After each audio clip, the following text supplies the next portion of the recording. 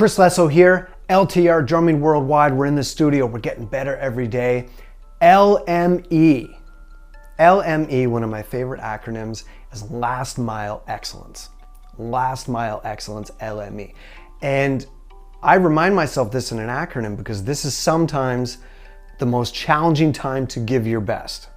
It's easy to give your best at the beginning of the race. You're fired up, you're feeling good, everything's good.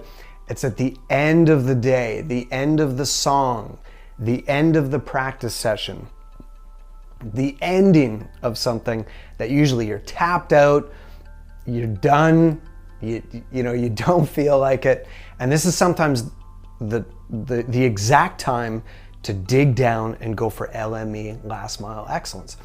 And this really impacted me from a great, amazing human being, Josh Waitzkin, and the way he put this into a lesson. And Josh really, if you don't know him, he's the chess prodigy that the movie Searching for Bobby Fischer was based on.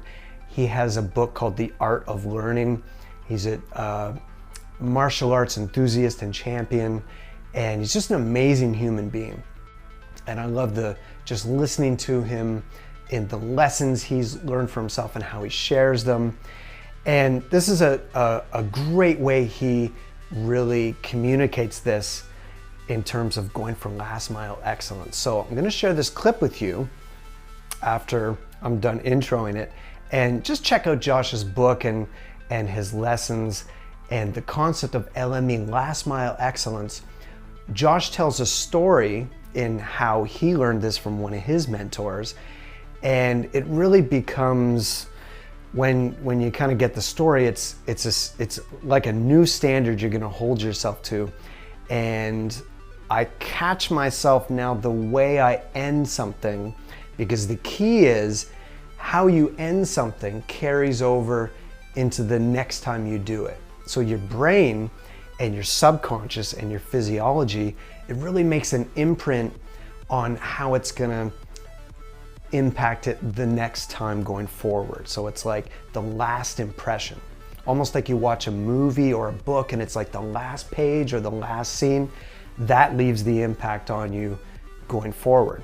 So if you're in a practice session, you might, let's say it's an hour, you might have 55 world-class minutes, but in the last 5 minutes, if you're like checking your Instagram and you're like whatever, and you're just kind of messing around, you leave the sticks haphazardly, one stick's on the floor and you just whatever, and I'll come here tomorrow, and there's a little bit of a mess around your practice station. That is what your brain remembers for the next time. So the next time you enter your practice zone and you pick up your sticks, that leaves a residue and an imprint. So it's so important to end well. At the end of your day, the end of your practice session, the end of your concert, and the little things, the end of just going for a walk or something, the way tiny things, the way you close the door, the way you put your pen down, things like that. So watch this story that Josh Waitzkin shares about LME, Last Mile Excellence.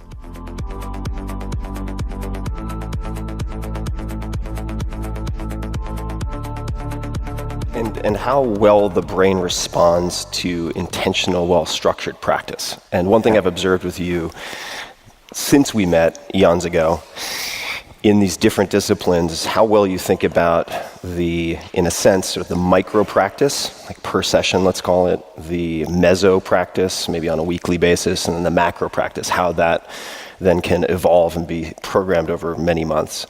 We're gonna get into how people can structure their days, how you structure your day. But what I'd love to ask you about is perhaps to reiterate a story that you've told me before that relates to deliberate practice and skiing. I don't know if you know what I'm referring to, but the most important portion of a run, the most important run when skiing. Do you know what I'm referring to? Yeah, way back in the day, I had some fun days skiing with Billy Kidd, who was a just brilliant Olympic champion many decades ago. And he asked me what were the 3 most important turns of the ski run.